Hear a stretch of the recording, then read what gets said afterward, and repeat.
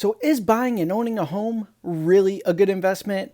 What's good? It's Michael Alder here from TakingActionToday.com, and yes, in this video I am throwing in my opinion, just like everybody else does, on whether you should buy a home or rent a home. What's the best option for you? So let's run it by the numbers and keep it real, because the numbers never lie. First things first, you go out and you buy a house because the world tells you. You go out, you go to school, you graduate, you get a good job, you buy a home, and you've made it to the middle class. So let's go ahead and buy that awesome investment that everybody says, hey, you're an achiever and you made it. So the average middle class family can afford a home of about $150,000. Out of that $150,000 mortgage there, let's just say we're going to keep it real simple, and your payment with taxes is going to be $1,000 a month. For the first 5 years of living in this house, you're shelling out $60,000 in all interest payments, because the interest is front loaded. Nothing comes off of the principal amount, right? So we paid out $60,000 and we still owe $150,000 on a house. Next, we have to maintain this property. I don't know about you, but my time is valuable. Most people don't put a price tag on their time, and they absolutely should. But you do renovations, you do upkeep, maintenance, improvements, all these extra things to the property that you easily, believe it or not, will spend another $60,000 on in the first 5 years. You're in the hole $120,000. Now, here's where we really have to start analyzing things. You've spent $120,000 on a house that you owe $150,000 on, and in the vast majority of cases, it might be worth $160,000, $170,000, so you've made absolutely nothing. You are in the red. So in these scenarios, buying a home really is not a good investment, but I'm not saying do not own a home. I own a home. I believe in home ownership, but it is not an investment. What does home ownership do? It gives you peace of mind, and that's about it.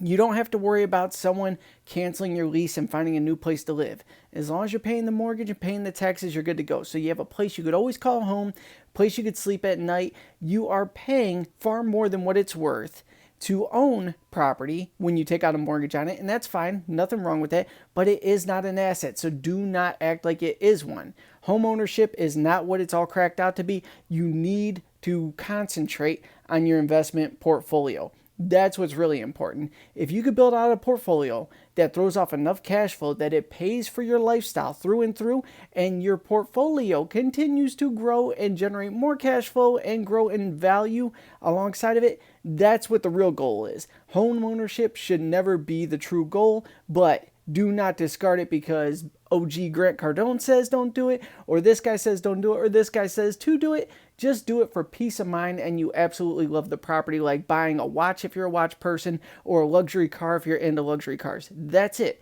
Those things are not assets either. They decline in value, and I will go toe-to-toe with anybody that wants to say, I buy houses right. They go up in value. They do go up in value, but it does not offset what you put into it when you are the homeowner. Now, if you buy a property as an investment, as a quick flip, or a cash flowing piece of real estate, entirely different conversation. But where you sleep, it just doesn't pan out in the long term there.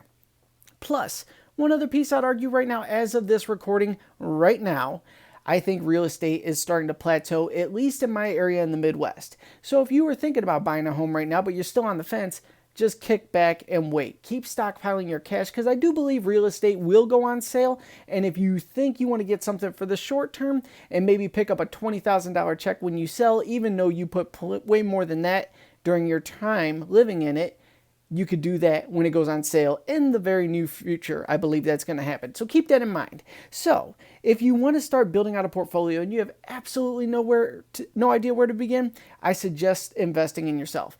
Go out, get some courses, learn personal finance, learn personal development, and learn how to sell. This is how you generate real cash real fast. Next, start with the stock market. It is real easy to throw your money at some stocks, see what happens, and see how you handle losses when they come. When you invest small amounts of money and you lose small amounts of money, it's easy to stomach that and learn from your mistakes. If you invest a ton of money and you're on the hook for mortgages and everything else, and when you lose, it hits you so big, most people cannot regroup from that.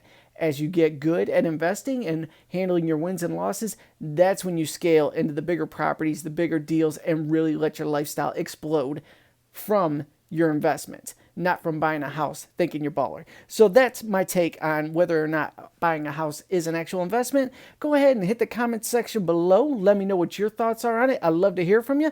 Thank you so much for tuning in. And before I jump off of this video here, if you're looking to start investing and you want to get some free stocks right off the rip, Webull gives you 2 free stocks when you open up an account with them. Now, all you have to do is deposit your first $100. They kick you 2 free stocks for doing so. You're already ahead of the game getting instant returns, so why not start there? Link will be below the video. Thank you so much for tuning in, and I'll connect with you in the next one.